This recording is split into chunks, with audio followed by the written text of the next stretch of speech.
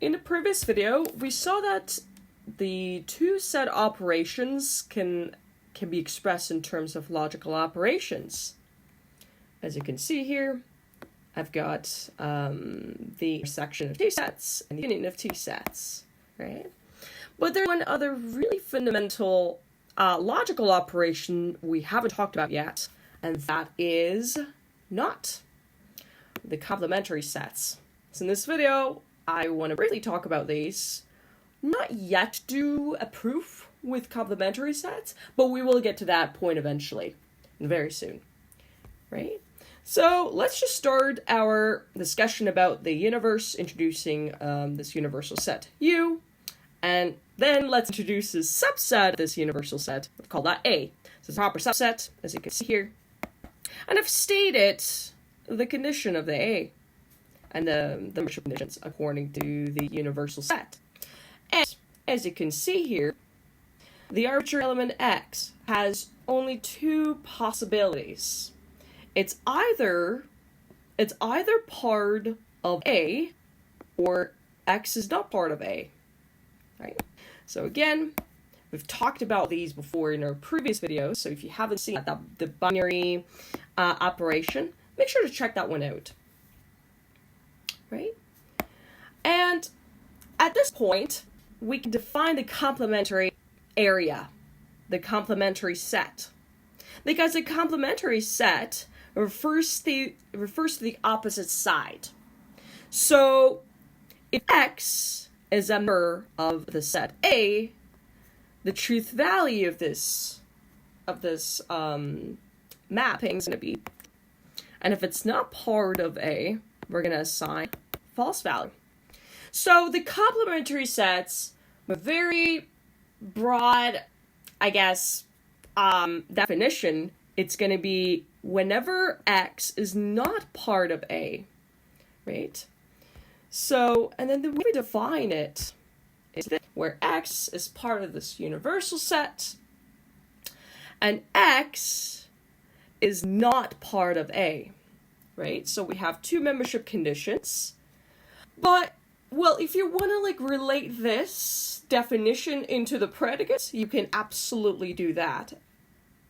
And that's essentially what I'm doing here, right? So I'm saying that if this arbitrary element is part of A, it means it agrees to the predicate. But if I were to take the complementary set of A, where X is part of the complementary set now, that means that X is not part of A. And then the complementary set, therefore, rejects the predicate. So it goes in the opposite direction of the predicate. And this little symbol is a logical symbol for not. It's essentially equivalent to this C on top of our set. So this is like the set notation, and this is the logical notation we have, right? So whenever you take the complementary set of any set, you basically have to tell me that the predicate of the original set is not true. So you go in the opposite direction. If you have truth tables, that means that the truth values of all those individual pieces of information, they're going to be reversed. So if you have true, it's going to be false. If you have false, it's going to be true. It's going to be complete opposite. So I wrote it here, reversing the truth value of the original predicate. And our original predicate was P of X. And that's how you attain the complementary, is through basically reversing the predicate. And here, I've got a quick example. Very nice, simple example. And let's define the universal set to be all the numbers from 1 through 6. All the integer values from 1 through 6. And now, let's take this subset. I'm going to call that A, and the A's predicate is X, an even number. So then, A, according to the universe we defined, is going to have 3 of these elements, 2, 4, 6. All of the even numbers from 1 through 6, correct? So, obviously, it's so easy to figure out what the complementary space or complementary set is. It's all the sets that aren't part or are excluded in this list of A. So the complementary is going to be 1, 3, 5. In other words, all of the odd numbers between 1 through 6. And again, that means our predicate has completely switched sides, and now it involves all of the outside region. Right? So again, this is going to be our new predicate reset. And lastly, let's talk about the structural interpretation of a complementary set.